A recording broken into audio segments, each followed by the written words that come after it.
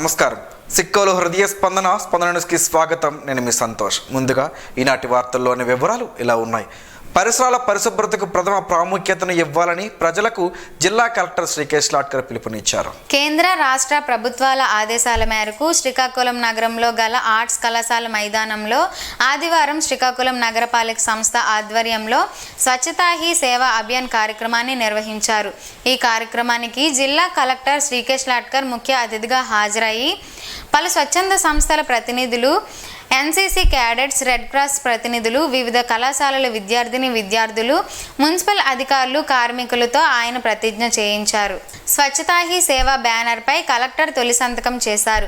ఈ సందర్భంగా ఆయన మాట్లాడుతూ ప్రతి ఒక్కరూ పరిశుభ్రత పాటిస్తూ పరిసరాలను పరిశుభ్రంగా ఉంచుకున్నప్పుడే మనం ఆరోగ్యంగా ఉంటామని, అలాగే ప్రతి ఒక్కరూ బాధ్యతాయుతంగా పనిచేయాలని సూచించారు.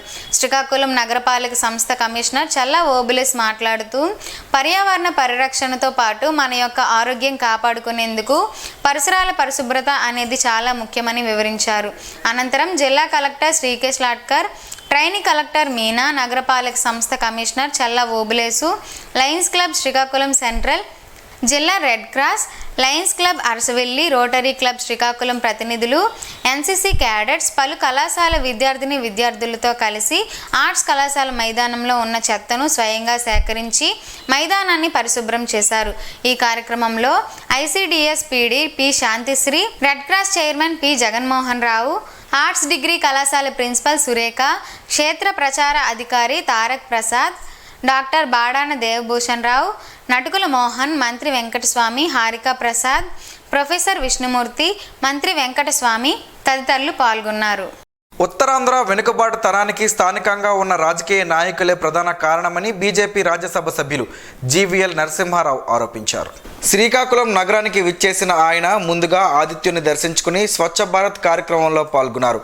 అనంతరం నగరంలోని స్థానిక ప్రైవేట్ హోటల్లో నిర్వహించిన మీడియా సమావేశంలో ఆయన మాట్లాడారు. రాష్ట్ర ప్రభుత్వం ఉత్తరాంధ్రపై పూర్తిగా నిర్లక్ష్యం చేసిందని, తద్వారా అభివృద్ధి లేకుండా పోయిందని వాపోయారు. అపారమైన వనరులు ఉన్నప్పటికీ వాటిని వినియోగించుకునే విధంగా చర్యలు చేపట్టలేదని ఆరోపించారు.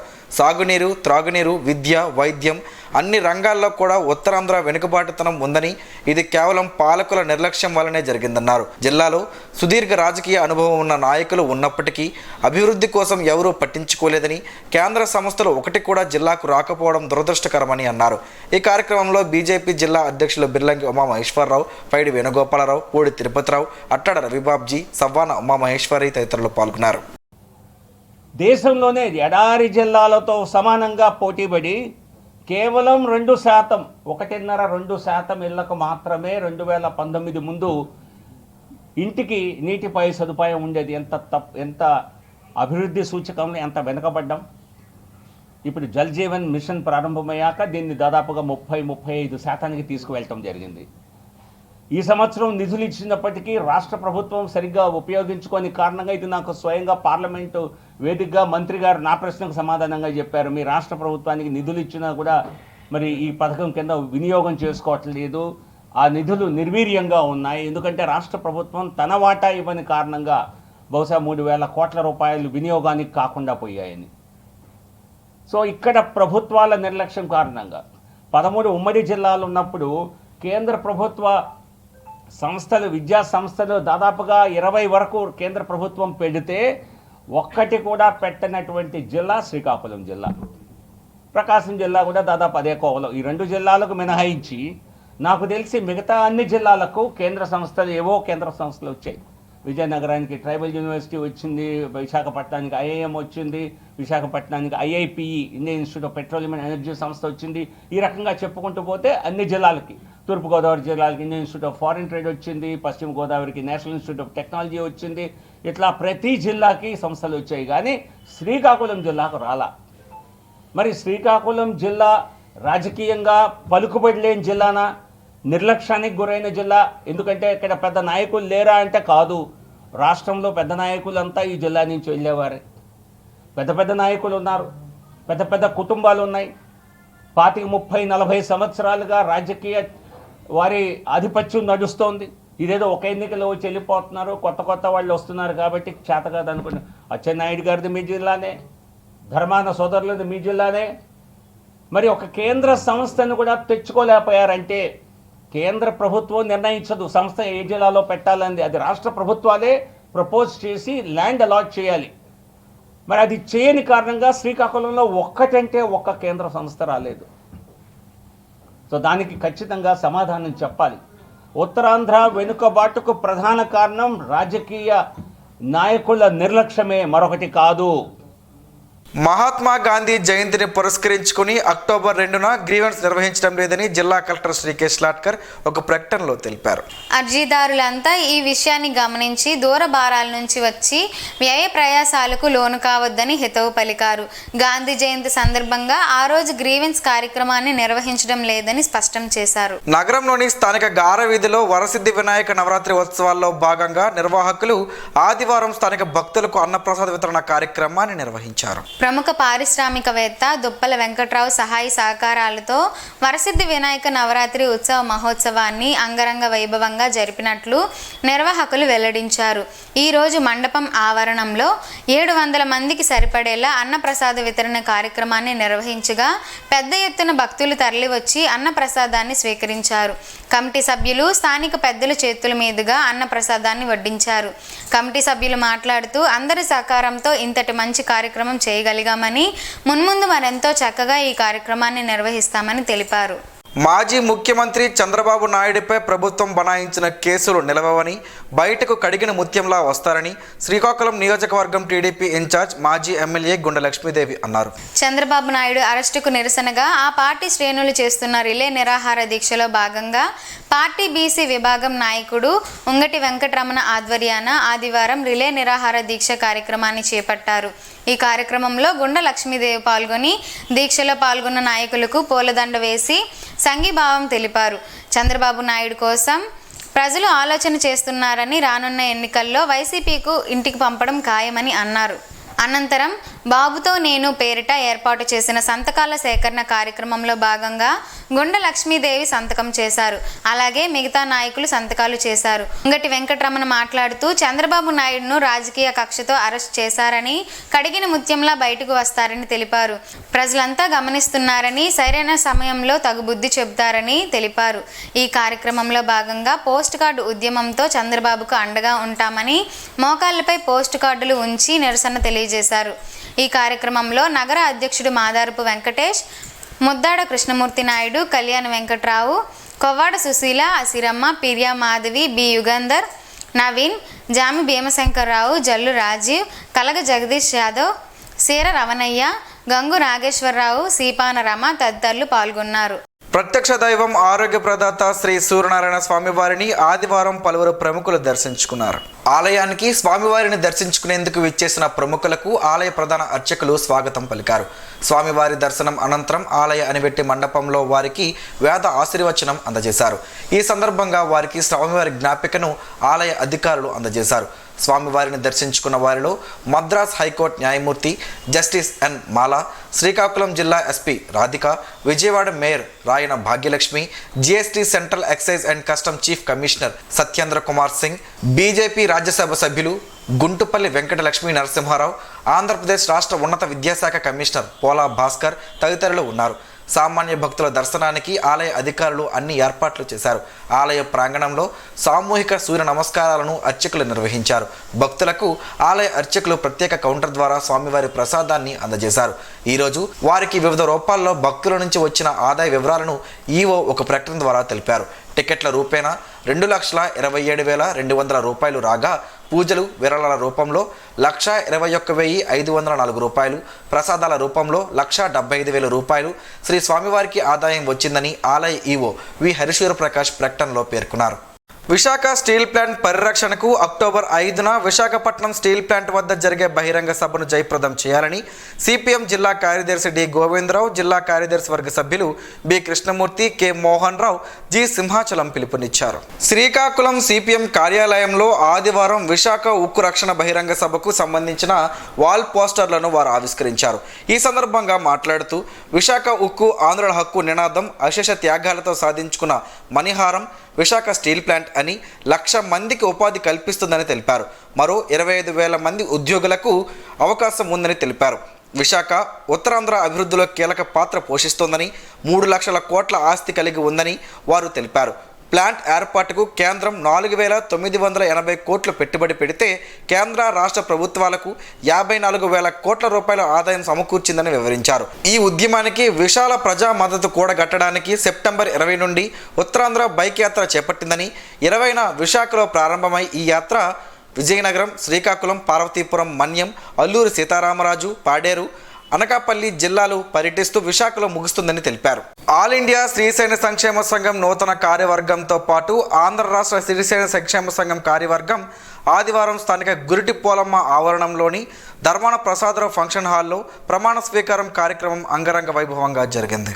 జిల్లా అధ్యక్షుడు మండల మన్మథరావు అధ్యక్షతన జరిగిన కార్యవర్గ ప్రమాణ స్వీకార మహోత్సవంలో కేంద్ర సంఘం గౌరవ అధ్యక్షులుగా దేవాడ మోహన్ రావు, అధ్యక్షులుగా వంగ మహేష్, కార్యనిర్వాహక అధ్యక్షుడిగా రొప్ప రాంబాబులు, రాష్ట్ర అధ్యక్షులుగా లోడ అప్పారావులు ప్రమాణ స్వీకారం చేశారు.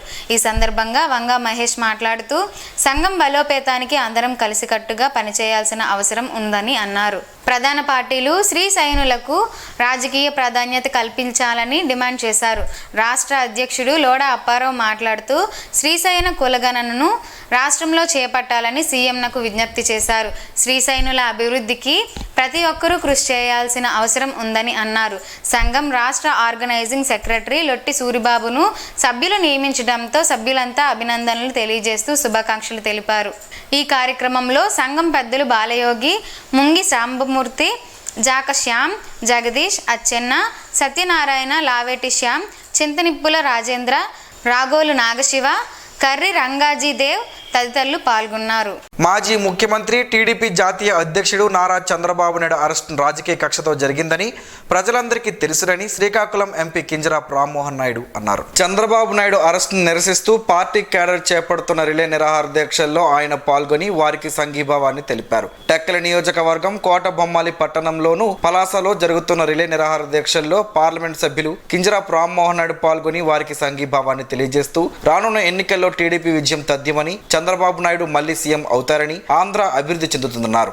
ఆంధ్రప్రదేశ్ శాసన సభాపతి తమ్మినేని సీతారాం ఆదివారం తిరుమలలో ఉదయం శ్రీవారిని దర్శించుకున్నారు. టీటీడీ అధికారులు స్పీకర్ తమ్మినేనికి ఆలయ మర్యాదల మేరకు స్వాగతం పలికారు. అనంతరం శ్రీ స్వామివారిని సభాపతి దంపతులు దర్శించుకున్నారు. రంగనాయకులు మండపంలో సభాపతి దంపతులకు వేద పండితులు వేదాశీర్వచనం అందజేశారు. అనంతరం స్వామివారి తీర్థ ప్రసాదాలను, స్వామివారి చిత్రపటాన్ని ఆలయ అధికారులు అందజేశారు. అన్ని దానాలలో కన్నా అన్నదానం మహా గొప్పదని ఎస్ఎస్ఆర్ చారిటబుల్ ట్రస్ట్ అధినేత డాక్టర్ సోర శ్రీనివాసరావు అన్నారు. చిలకపాలెం, తోటపాలెంలో ఆదివారం వినాయక నవరాత్రులు పురస్కరించుకుని సోర శ్రీనివాసరావు ఆధ్వర్యంలో అన్నదాన కార్యక్రమం జరిగింది. ఈ సందర్భంగా సోర శ్రీనివాసరావు మాట్లాడుతూ ప్రతి ఒక్కరూ ఆధ్యాత్మిక విలువలు పెంపొందించుకొని భక్తి శ్రద్ధలతో మెలగాలన్నారు. విఘ్నాలకు అధిపతి అయిన వినాయకుడిని భక్తితో పూజించిన వారికి ఎల్లప్పుడూ శుభం కలుగుతుందని చెప్పారు. అన్నాన్ని పవిత్రంగా, పూజనీయంగా భావిస్తూ స్వీకరిస్తే ఆ భగవంతుని ఆశీస్సులు నిండుగా ఉంటాయని తెలిపారు. ఈ కార్యక్రమంలో స్థానిక యువత, గ్రామస్తులు పాల్గొన్నారు. అంతర్జాతీయ వృద్ధుల దినోత్సవ వేడుకలు Srikakulam senior citizens welfare association ఆధ్వర్యంలో స్థానిక సివి నాగజ్యోతి ఆనంద నిలయంలో ఘనంగా జరిగాయి. ఈ కార్యక్రమంలో అసోసియేషన్ అధ్యక్షుడు బలివాడ మల్లేశ్వరరావు అధ్యక్షత వహించగా ముఖ్య అతిథులుగా red cross chairman P Jaganmohan Rao, వికలాంగుల వయోవృద్ధుల సంక్షేమ శాఖ సహాయ సంచాలకులు కె కవితలు పాల్గొన్నారు. ఈ సందర్భంగా మల్లేశ్వరరావు మాట్లాడుతూ అంతర్జాతీయ వృద్ధుల దినోత్సవం సందర్భంగా వృద్ధుల సంరక్షణకై ప్రభుత్వ సహకారం కోసం వృద్ధులకు వానగూరే రాయితీలపై పూర్తి అవగాహన కల్పించారు. ఈ జిల్లాలో వృద్ధులు ఎదుర్కొనే ఇబ్బందికర పరిస్థితులను కులాంకుషంగా తెలియజేస్తూ అసోసియేషన్ దృష్టికి వచ్చిన కొన్ని కేసులను జిల్లా మానిటరింగ్ కమిటీ ద్వారా తక్షణ పరిష్కారం జరిపించామని తెలిపారు. జగన్మోహన్ రావు మాట్లాడుతూ సీనియర్ సిటిజన్స్కు ఏ సమయంలోనైనా ఏ రకమైన ఇబ్బంది కలిగినా రెడ్ క్రాస్ సంస్థ ద్వారా తక్షణమే సహాయం అందిస్తామని సభాముఖంగా తెలిపారు. ఈ కార్యక్రమంలో ప్రధాన కార్యదర్శి P Narasimhamurthy, associate president Somasundaram, national council member MSR Prakash Rao తదితరులు పాల్గొన్నారు. శ్రీకాకుళం నగరంలోని ప్రైవేట్ కళాశాలలో తెలుగు రచయితల వేదిక అధ్యక్ష కార్యదర్శులు ఉత్తరావళి నాగేశ్వరరావు, రఘుపాత్రిని వెంకట రమణమూర్తి ఆధ్వర్యంలో 85వ నెలవారీ సాహితీ సమ్మేళనం ఘనంగా జరిగింది. ఈ కార్యక్రమంలో 14 మంది కవులు పాల్గొని తమ కవితలను చదివి వినిపించారు. అనంతరం తెరవే గౌరవ సభ్యులు, ప్రముఖ కవి, రచయిత బగాది వెంకట్రావు కవితా నిర్వహణ అనే అంశంపై సాహితీ ప్రసంగం చేశారు. ఈ సందర్భంగా గాయకులు సిహెచ్ రామచంద్రరావు ఆలపించిన గజల్ ఆందోళించింది. సాహితీ కార్యక్రమంలో కవులు Thota Gopalarao, doctor Baruva Komalarao, doctor Nikku Appanna, B Venkatrao, B Jagannatham, IND Prasad, Iddi Papaiah, U Nageswararao, RV Ramanamurthy, doctor Mutnuru Upendra Sharma, Jandhyala Sarathbabu, Tangi Erramma, Dabbiru Govindarao తదితరులు తమ రచనలను వినిపించారు.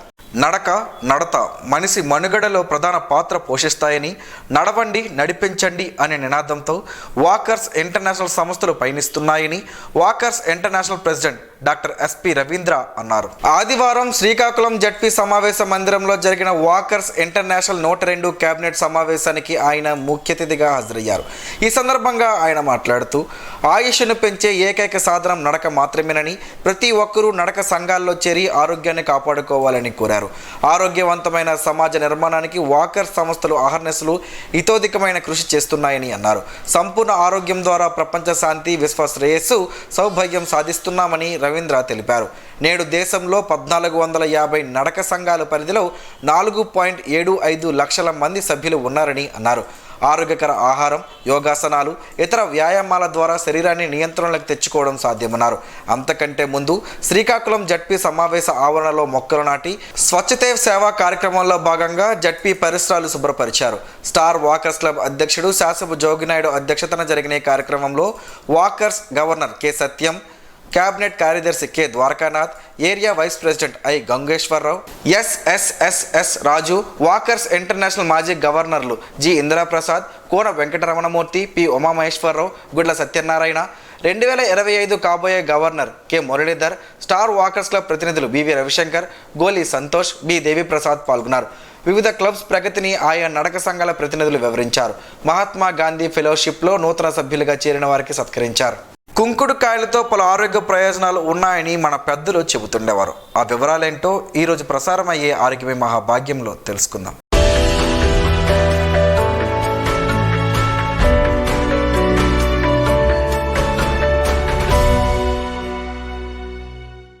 తలకు స్నానం చేయాలంటే కుంకుడుకాయలు లేదా షీకాయను గత 40 ఏళ్ల కిందట ప్రతి ఒక్కరూ వాడేవారు. కుంకుడుకాయలను అప్పట్లో వీధుల్లోకి వచ్చి రైతులు గాని వ్యాపారులు విక్రయించేవారు.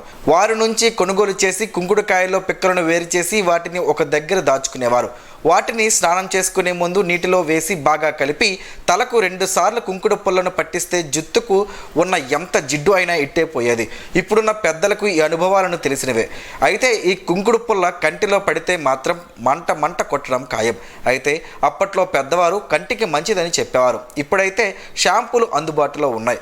కానీ 40 ఏళ్ల కిందట పెద్దగా షాంపూలు అందుబాటులో లేవనే చెప్పాలి. పెద్ద నగరాల్లో అందుబాటులో ఉండడం గగనమే. మారుతున్న పరిస్థితుల దృష్ట్యా వ్యాపారులు వారి వ్యాపారాన్ని పెంచుకునే దిశగా చిన్న ప్యాకెట్లు, బాటిళ్లలోని షాంపూలను విక్రయిస్తున్నారు. తలకు ఇలాగే రాయగానే బోరెడంత పొంగు వస్తుంది. అయితే కుంకుడుకాయలతో తలస్నానం చేసుకుంటే జుట్టు ఆరోగ్యంగా బాగుంటుందని మన పెద్దలు చెప్పేవారు. వారంతా ఆచరించేవారు. ఎప్పటికైనా పర్యావరణాన్ని పాడు చేస్తున్న ఈ షాంపూలు వాటి కవర్లలో ఇబ్బందులు పలచేసే కన్నా చక్కగా కుంకుడుకాయలను కొనుగోలు చేసుకొని వాటిని వారానికి ఒకసారి శ్రమ అనుకోకుండా తలకు స్నానం చేసుకుంటే ఆరోగ్యంతో పాటు నేలతల్లి ఆరోగ్యానికి కూడా సహకరించిన వారం అవుతామని, చిన్న షాంపూ ప్యాకెట్లను వాడి పారేయడంతో పర్యావరణానికి పెను ప్రమాదంగా మారుతుంది. అదే కుంకుడుకాయలతో అయితే ఎలాంటి పర్యావరణ హాని ఉండదు. ఉన్నదంతా పర్యావరణ అనుకూలమే. ఎప్పటికైనా విజ్ఞానవంతులైన వారంతా ఆలోచన చేసి బజారులో దొరుకుతున్న కుంకుడుకాయలను కొనుక్కొని వాడుకోవడంతో మన వంటికి ఆరోగ్యం, భూమాతకి ఆరోగ్యం. అలాగే ఇక్కడ ఈ ప్రాంతంలో కొనుగోలు చేయడం వల్ల ఈ ప్రాంత రైతులకు లాభం చేకూరుతుంది. లాభాలే తప్ప నష్టాలు లేని కుంకుడుకాయలు వాడకంతో పోల్చితే షాంపూల వలన ఎలాంటి లాభాలు ఉన్నాయో అర్థం చేసుకోవాల్సింది.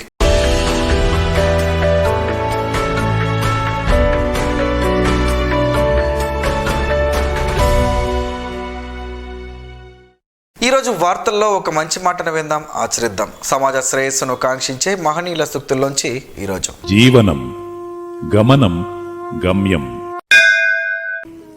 ఋషి చింతన. చేప ఎరను ఆరాధిస్తుంది, మనస్సు తప్పునే ఆరాధిస్తుంది.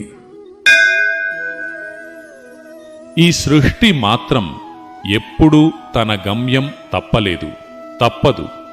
మనిషే జన్మలుగా గమ్యము తప్పి మరలా జన్మకు వస్తున్నాడు. ఓం శ్రీ గాయత్ర్యై నమః. స్పందన ప్రేక్షకుల కోసం స్పందన న్యూస్ని ఇప్పుడు యూట్యూబ్లో అందుబాటులో ఉంచడమైంది. SDV స్పేస్ స్పందన అని టైప్ చేసి వీక్షకులు తమ అనుకూలమైన సమయంలో న్యూస్ని వీక్షించగలరు. ఈ వార్తలు ఇంతటితో సమాప్తం. మరలా ప్రసారం అయ్యే స్పందన న్యూస్లో కలుసుకుందాం. అంతవరకు సెలవు. నమస్కారం. మీ మాటే మా బాట.